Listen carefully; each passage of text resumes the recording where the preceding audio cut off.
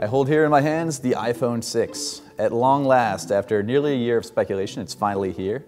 And as you can see, it does look a lot like what we expected from the leaks.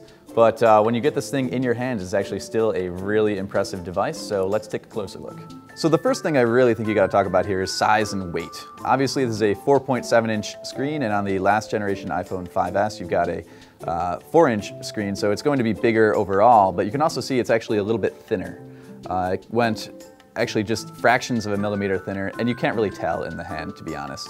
The bigger news might actually be on the back here, where you can see the camera actually protrudes a little bit. I mean, it's just a hair, but if you actually set this on a flat surface, it no longer sits flush.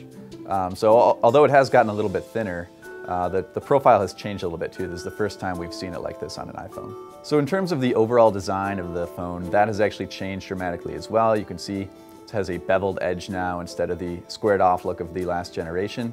And another big move, the power button is actually here where my thumb is on the right-hand side of the phone. It used to be up top. That's something that a lot of Android manufacturers have been doing a while. It's kind of necessitated by the larger screen. In terms of how this thing actually feels in your hand, it's actually about ½ an ounce heavier than the outgoing phone, but you don't really notice it. Part of that is just because of the larger screen. It helps spread out the weight a little bit. In terms of fit and finish, it's definitely all Apple.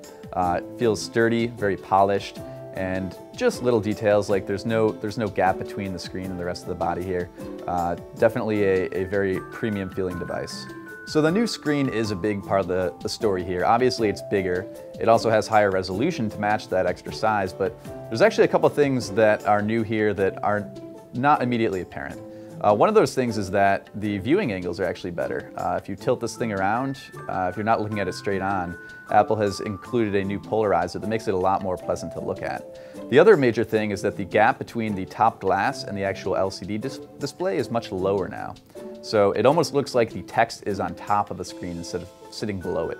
So we already talked about how the camera kind of pokes out the other side of this thing now, but in exchange for that minor inconvenience, you do get a better quality camera. It's still 8 megapixels, but a couple things are new. One of those things is that you can actually shoot 240 frames per second video. So you can basically take something like a balloon popping and really slow that down and see it as you never have before. The other thing that you can do is do the opposite of that and take something really long and speed it up. You can do time-lapse video now. So those are both kind of novelty features that I think people are going to use from time to time.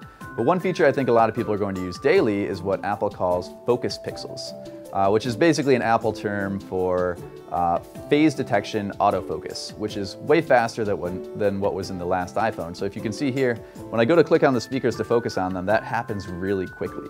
So besides that, a lot of features are actually holdovers from the iPhone 5S that you're familiar with. I mean, the fingerprint scanner works the same, the volume buttons are over here, you've got your headphone jack on the bottom. So even though a lot of the upgrades are pretty modest, we think that Apple fans are going to be really happy with the larger screen size alone. And not surprisingly, we think that Apple is going to sell a boatload of these things.